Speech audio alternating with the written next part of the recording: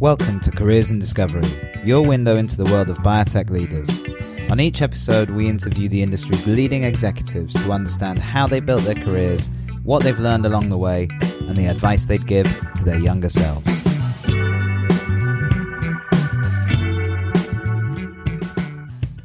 In this week's episode of Careers in Discovery, we're with Christian Code, Chief Technology Officer at Dianox, as we explore how his career journey took him from being a young science enthusiast in Canada to leading a cutting-edge biotech startup in Denmark. Christian and I talked about the unexpected path that led him into the world of diagnostics and therapeutics, where he and his team are now using AI to uncover new possibilities for drug discovery and push the boundaries of what's possible in healthcare. He shares hard-earned lessons about curiosity, the importance of connecting with others, and finding your own unique strengths. Well, I'm really pleased to be back this week on Careers in Discovery with Christian Code of Dianox. Christian, welcome to the show. Thank you, Tom. It's a pleasure. Thank you for the invitation. And so starting on Monday is always, as we talked about earlier, it's always exciting, Yes. So just hit the ground running, as I like to do on Mondays, and see where you end up on Fridays.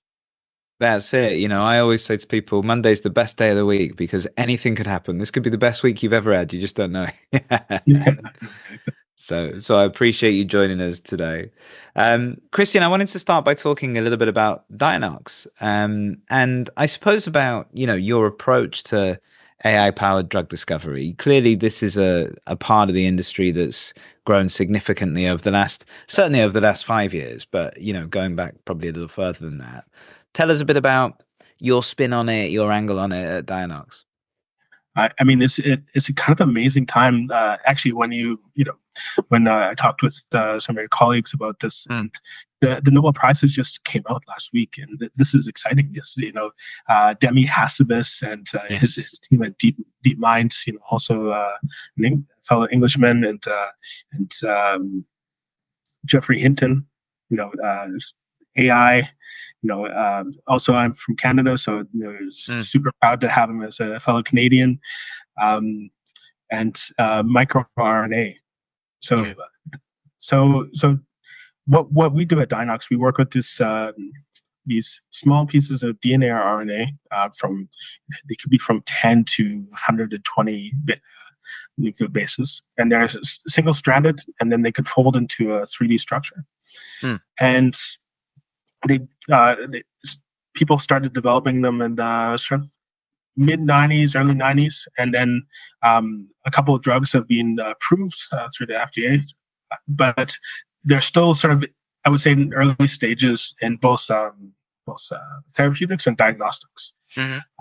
So if you look on PubMed, there's thousands and thousands of research papers that people have found these pieces of DNA or RNA to bind to many different proteins, many different small molecules, cells, viruses, and they could use them for diagnostics. And I thought, this is a really amazing field because, as I mentioned, we're living in this time of AI, and we could do a lot of sort of learning about language, learning how language models work, and other types of artificial intelligence.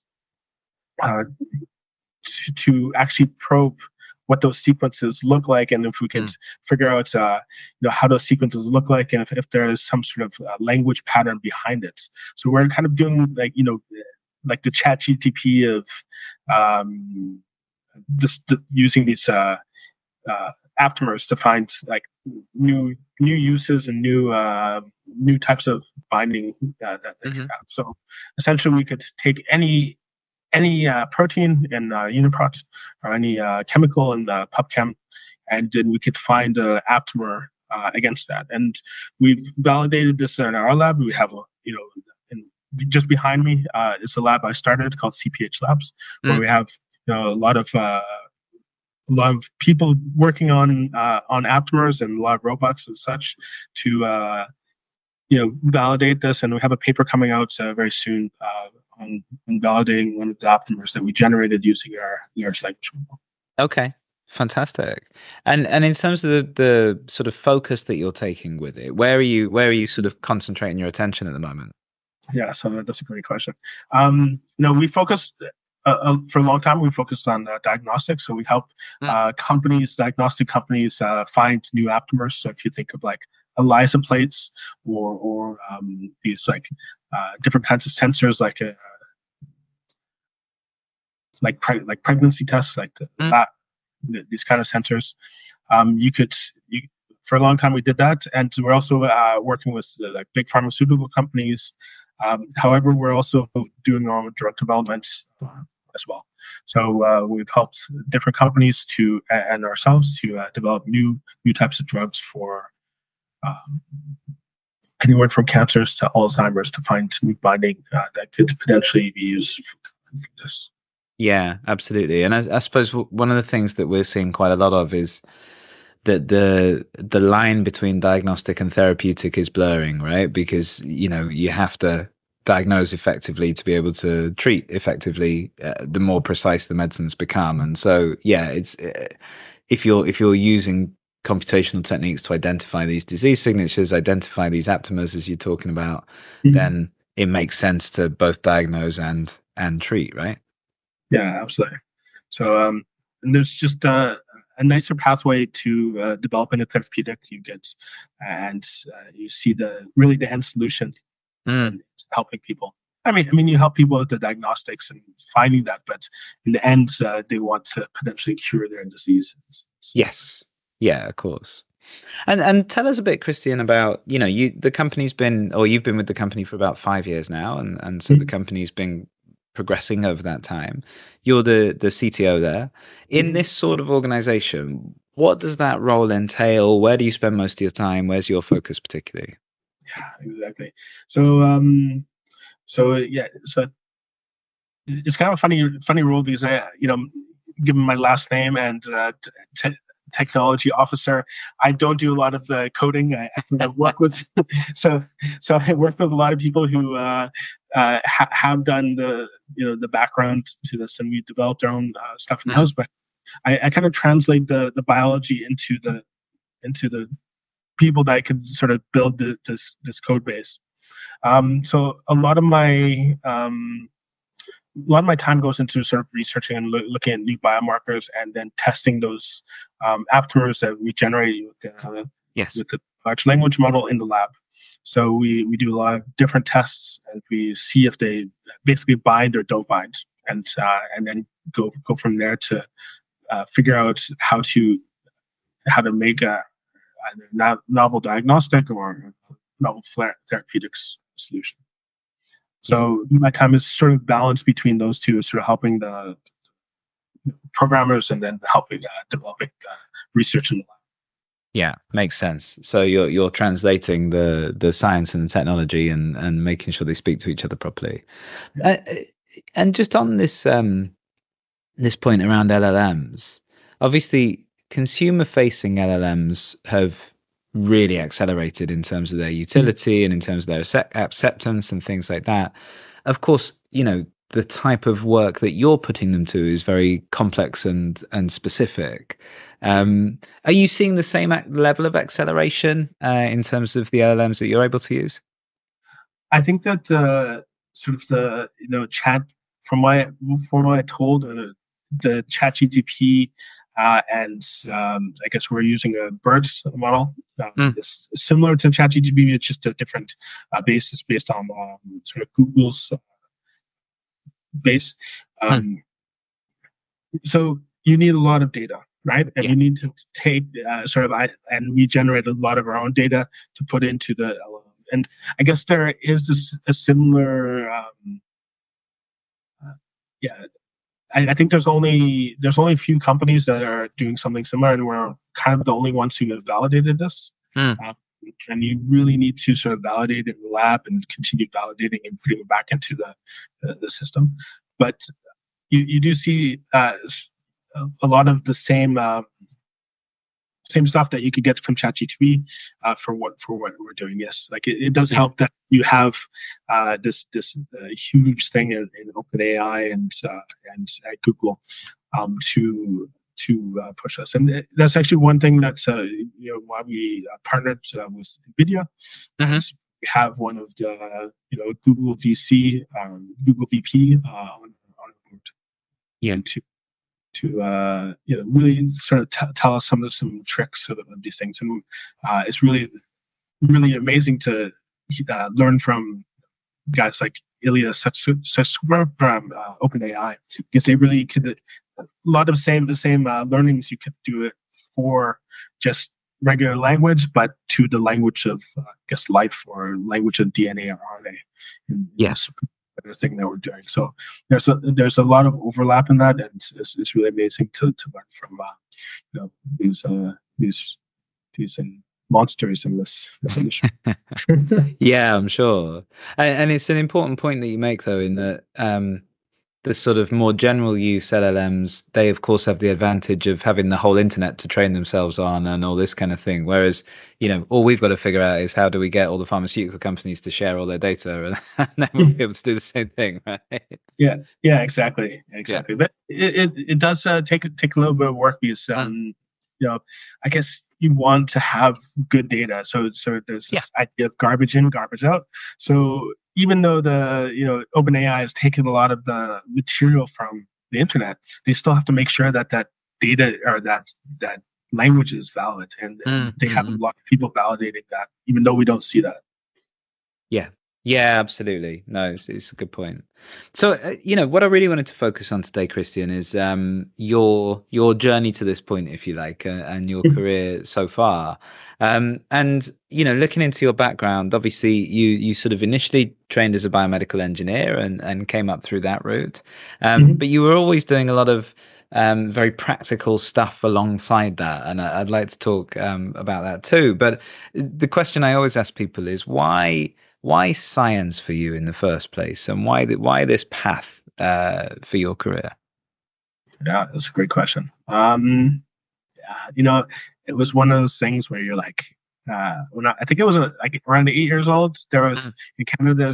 There's a really great show called Corks and Crooks, or something like this. Okay. And they had, I was reading a lot of like science books for kids, and then I loved Michael Crichton and Jurassic Park, and and you just get you just really like it, and then you're like so I started my career started learning about science in my bachelor's. So you could, and I started in molecular biology and biochemistry at Simon Fraser University in the west coast of Canada. So, it's a university that's amazing. You could look at the mountains while you're studying, and then ride your bike up and see some amazing nature. But at the same time, you mentioned that there's sort of like interesting points along at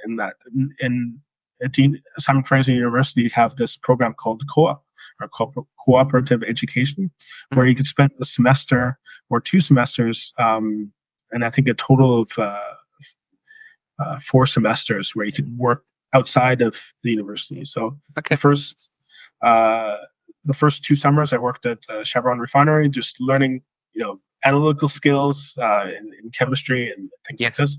But the next, I think it was the next fall semester, and I think spring semester, I worked at a company called Dianox Pharmaceuticals.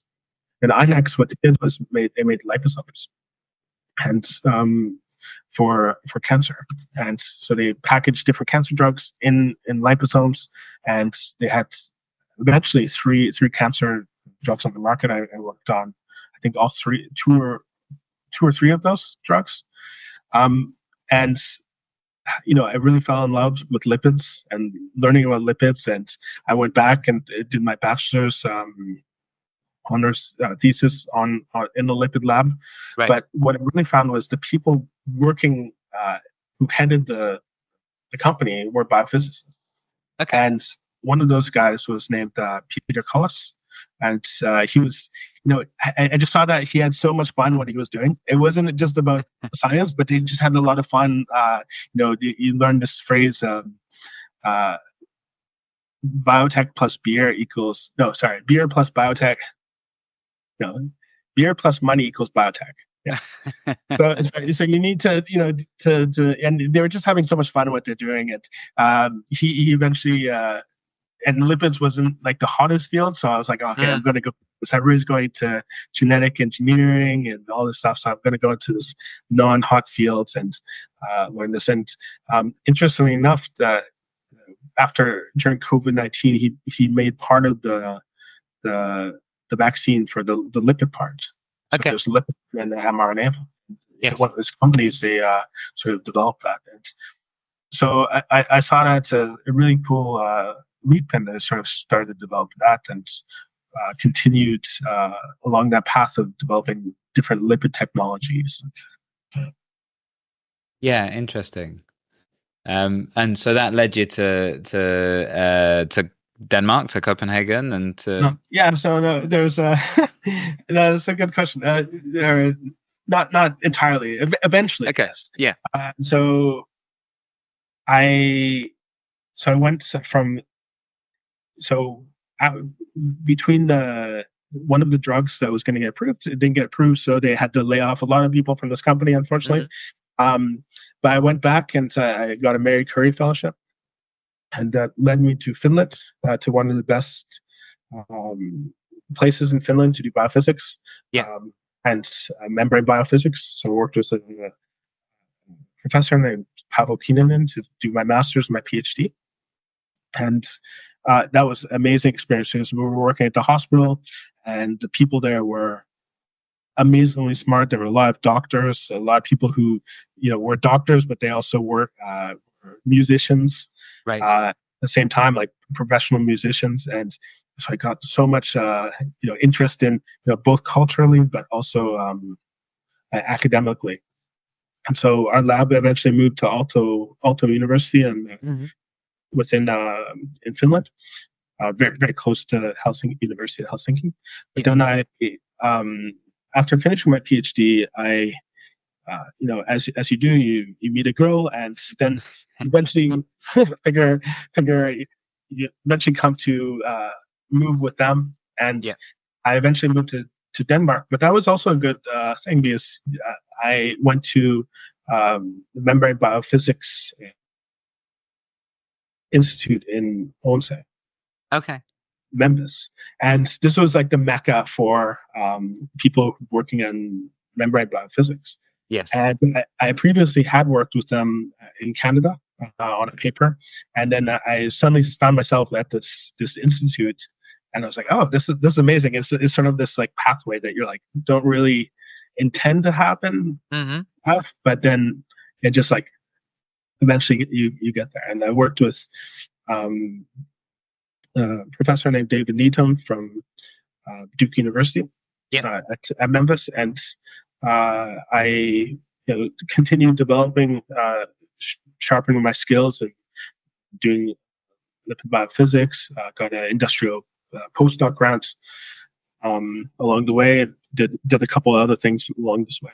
Then but at the same time, as you mentioned, like I did be doing a couple of other things between my PhD and postdoc, and I think those are like really important. And as I mentioned, I worked for a small company called Kibron, where we could go to sort of big companies and develop look at their drugs and see the surface tension of it, or different surfactants, for example. Yes. And then I also within Copenhagen and Odense, I also joined this group called the Rebels.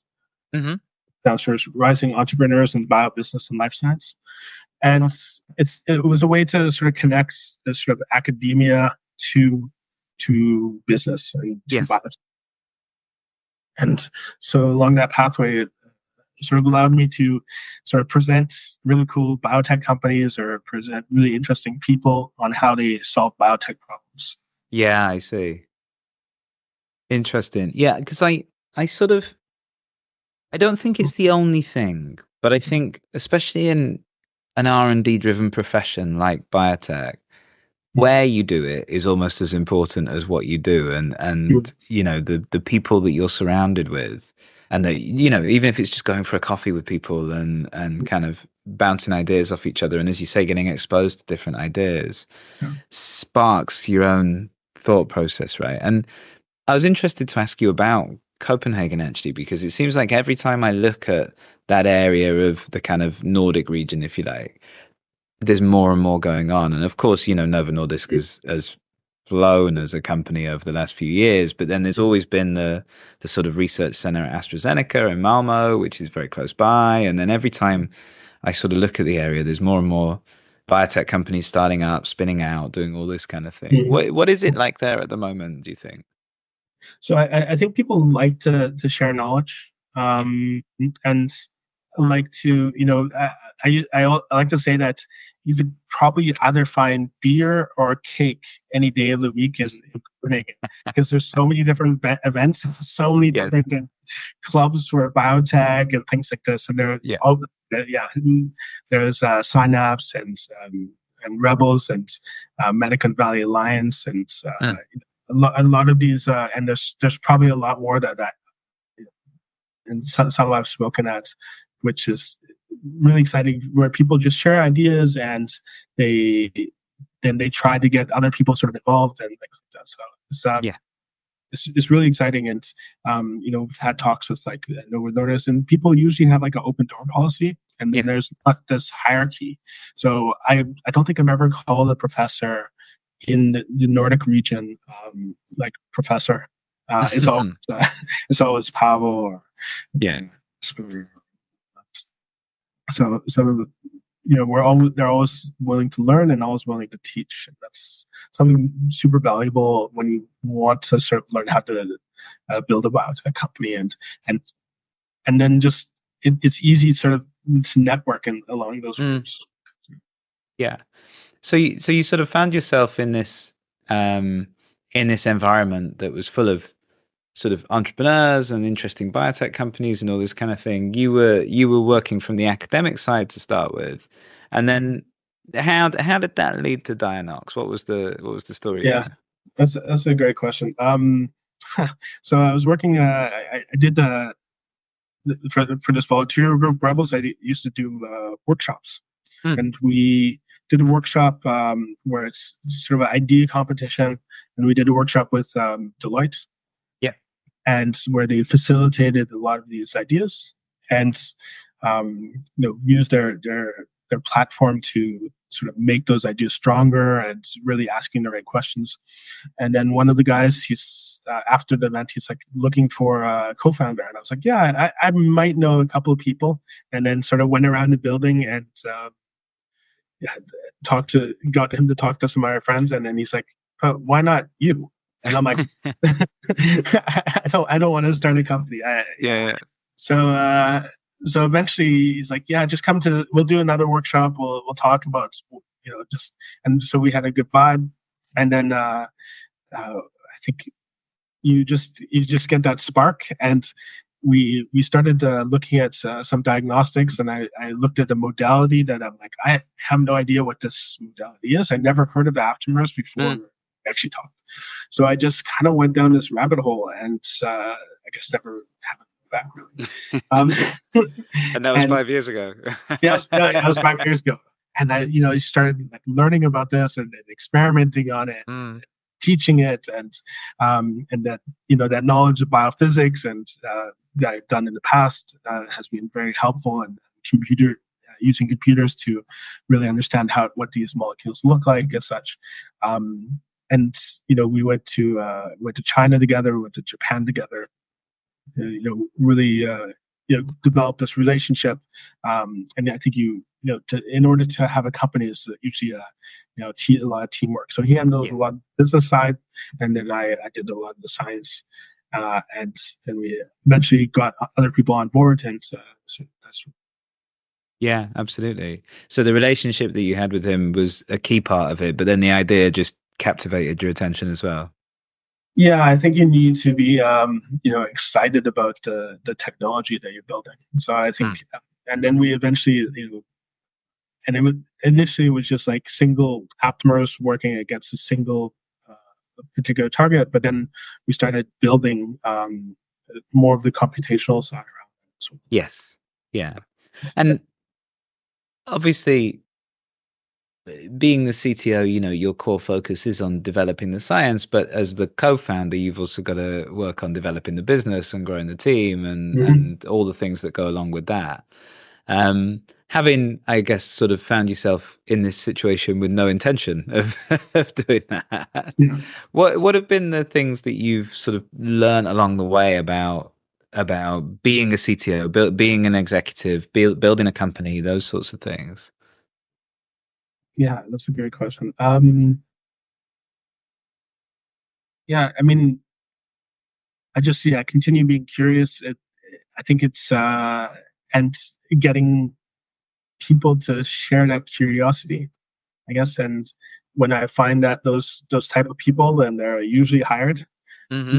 And they're like, oh wow, and we could be curious together. So from that, from the scientific part, but then building a business, um, it's the same way. I find if a company like a big pharma company is curious about this modality, I could really try to explain it to them, and sort of teach them, and then they become interested in what we're doing, and then we could sell things to them. And so I don't know. It's really funny. Like one of my friends says the key to sales is just being able to talk to people, and you don't Yeah. necessarily have to talk like sell them anything. You just and the more you talk, the more they become curious and about what you're doing. And it's like this win friends and was it win friends and Influence people. influence people? Yeah, exactly. Yes. Sorry, it's the end of the day. So win friends and influence people, and yes, the key is to get them to talk about what they're doing, and then eventually that you talk about what you're doing, and you have mutual curiosity, and hopefully it becomes a good relationship. And that's usually my approach to sort of building a business and building people, and so I think it's always fun, and we have a lot of fun here. So. Yeah. Yeah, and I think this is also really, really a key thing is that, you can talk to lots of people, but if you do it in a way that lacks enthusiasm and passion, then it's probably not going to go very far. But if you are excited about what you're doing and you're talking to lots of people about it, then that becomes contagious, right? And that enthusiasm gets transferred. And I think, as you say, a lot of the commercial elements of building a business are really about just getting people excited about stuff that you're doing, but also about how what you're doing can help them with what they're doing, whether that's in their career or in a partnership or whatever it might be. So like you say, that curiosity is key. Yeah, absolutely. And the people who worked with us and like found other jobs elsewhere, that people, I love working with them, and then they left, and they found great jobs, and I always have something good to say about that curiosity and Yes. chippings. Um, yeah, that's always exciting. That's why we Yeah. shared that at that moment to build something together.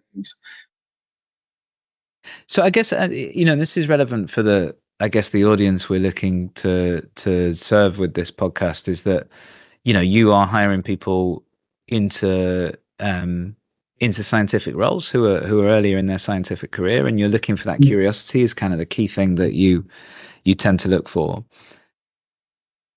How do you find that gets demonstrated well? What would be your tips to say if they're coming for an interview with you, Christian, without giving the game away? What would be your advice around demonstrating that curiosity? Because I think there's a lot of bad advice about interviewing that goes around. Absolutely. I find that people who are well read on the subject, Hmm. I personally, if I don't know something, start with Wikipedia, and then sort of start to like learn the reviews or YouTube videos. But I find that people are sort of fairly well read, and sometimes can teach me something about this thing. I'm like, I get excited that Yeah. oh wow, I didn't know this at all. Yeah. But then I'm like, yeah, it's much easier to hire because they yeah, yeah, there's a lot of like these you can look up on any YouTube or TikTok or any other thing about sort of how to interview. But for science roles, I think that if you sort of learn about what, and also from the perspective of potentially why I've studied, learn about that and be able to teach the interviewer something. Mm. It's something that's I'm usually impressed by. Yeah. So I suppose inherent in that then is finding the people and the companies that are doing the things that you're excited about. And that can be sometimes people are too blinkered with that, right? It's like, well, I did my PhD in this thing, and so I need to find someone who's doing this thing. But actually, that thing can be used in lots of different contexts, and there's a lot of related things to that thing, whatever the thing is. Um, Absolutely. I mean, science is such a big world, and there's like it can be translated into a number of different things. So, I think that's people tend to sort of go, "Oh, I know this and this and this. I can't apply for this job." But yeah, you have to sort of translate that into other things. You know how to build assays. You know how to do this, and then also, there's a kind of podcast I listened to. His name's Scott Galloway, and he has a really great book. And he really promotes not just learning the stuff for your PhD or your master's or something. He also talks about finding your talents, and that talents, people are talented in so many different ways. Yeah. That you might be a better communicator than most of the people in the class. You might be a better connector. You might be a better better at analytical stuff than most people, but you still have the same degree. So finding that talent is key to your career, because Yeah. you might find in your career that I'm the best at organizing stuff. I could get a huge group of people really easily without so much effort. Yeah. Yeah, because the further down that I guess path of increasingly high levels of qualification you go, the harder it is to compete on just being the smartest, right? You're probably not going to compete on just being the smartest. It's what else are you bring? Everybody's smart, and there's only so smart you need to be. Like, what's the degree of smartness that is going to make a difference? But like you say, what else are you bringing to the table? What are the practical things that are going to be useful? Absolutely. And usually a lot of times when people have a talent, they really don't think that they have the talent. So Right. they kind of forget that until someone tells them, "You're actually amazing at this. Why don't you continue doing it?" And you do it so easily. Yeah, and so it's just do it. So I think that's people should really sort of look in the mirror or get people to tell them like what they're good at, because so many people in science and they miss that opportunity because they're like, oh, yeah, I just have a PhD. Okay, or I just have this. Yeah. Yeah, no, it's a really good point. It's hard sometimes to say what you're good at yourself, isn't it? But it's easy for everyone else to say, well, Christian's great at this and this and this. I think that point around getting other people to tell you is a really good one. I think the other thing I was interested in, Christian, is obviously, making that transition from being a postdoc researcher, from being in academia for a number of years to immediately going into that CTO role is right into the out of the frying pan into the fire, right? You've really put yourself at the front of that. I think a lot of people get anxious about making that transition into industry, whether it's straight into a co-founder type scenario or just into a role. What were the things that you remember about making that transition? How different has it been? How similar has it been? What's been your experience of making that transition? Yeah, that's a good point. From early on, like from when I started my bachelor's, I always had applied for different grants. Yes. And in the same thing and also really amazing thing about Denmark is they give a lot of soft money out for pre-seed and seed money. So it works the same. You just develop those grant writing skills, and you have your first grant for your company. So that's something that didn't really change. I think the difficulty between academia and sort of industry is that you have to figure out what product you're making, and not just making papers or research for the sake of research. You're developing a specific product, and you have to be very keen and cut budgets. Um, and things like that. So that's difficult, and a product that also people want, right? Mm-mm. So I think those two aspects have been difficult. Well, the grant writing aspect has been easier to transition, but finding a product that people want is sometimes a little bit more difficult. I'm really driven by the sort of the academic nature of science and sort of Yes. develop learning, but I think that you really have to go out and talk to a lot of people in order to find out what they actually want and what they want to pay for. Yeah. Yeah, 100%.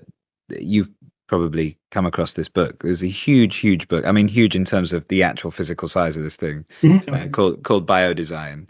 Yeah. And it doesn't get to technology until about page 382, I think. The whole first part of the book is all about needs analysis, market analysis, understanding the gaps. What do people actually need? What's the experience of the patient, the physician, the family, all that kind of stuff, and really identifying, do you have something, are you able to solve a problem that actually exists? Not, do you have a shiny new thing that doesn't actually fit anywhere? And I think, a lot of the time people skip those first 340 odd pages. Go straight to that bit, right? No, absolutely. It's really important to sort of go out there and talk to the physicians, and talk to whoever needs this product, and figuring out how to build it, because the building that's the hard part. I mean, and if you build something wrong, then it's nobody wants it, right? Yeah. And if you can enroll people in it early as well, and people actually need the solution, they will help you to build it, right? They will get on board. They'll give you the insight you need. They'll test it out for you. It's, it becomes, everything else becomes much easier when you're solving a problem people care about. Yeah. So you've given a lot of insight, Christian, and you may well have touched on this already. So it may be something you've already said, but if you were, I don't know, if you were going back to 2019, or maybe even going all the way back to leaving Canada for the first time to come over to Finland, or wherever the kind of key point in your career is, what do you think are the sort of one or two things you might pass on to yourself as advice at that point? Yeah, that's a good question. It's before I even left for Finland, I asked somebody, like, for a PhD, what do you need to do?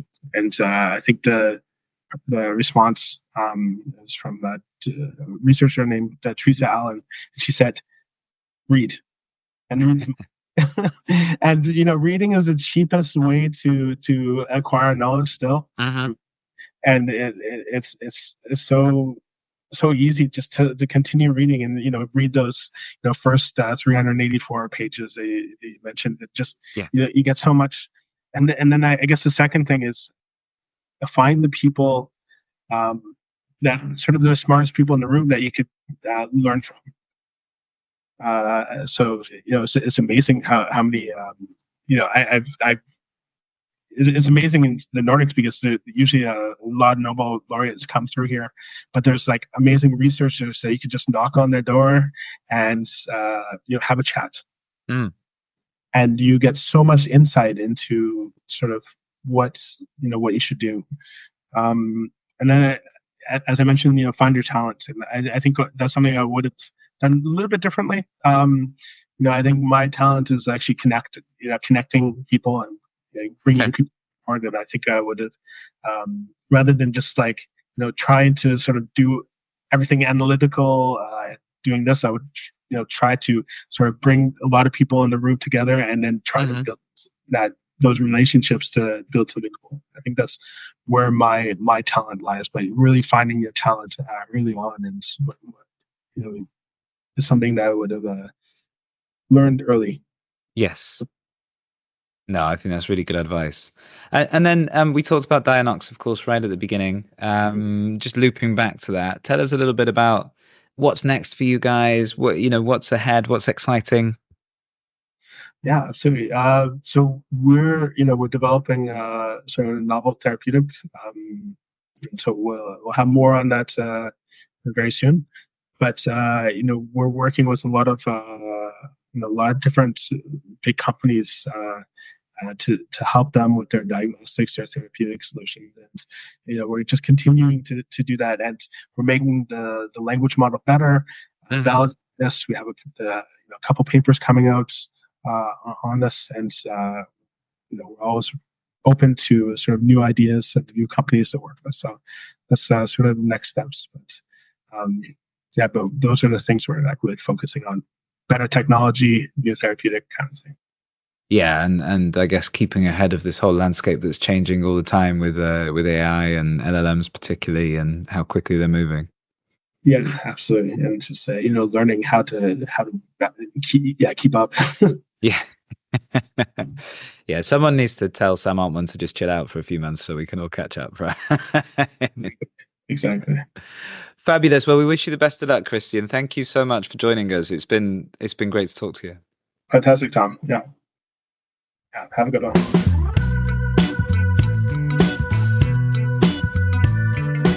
Thanks for listening. If you enjoyed the episode, please like and subscribe and share it with someone else you think will benefit. And for more podcasts, videos, blogs, and insights, come follow me, Tom Froggatt, on LinkedIn, YouTube, Instagram, Medium, or TikTok. See you next time.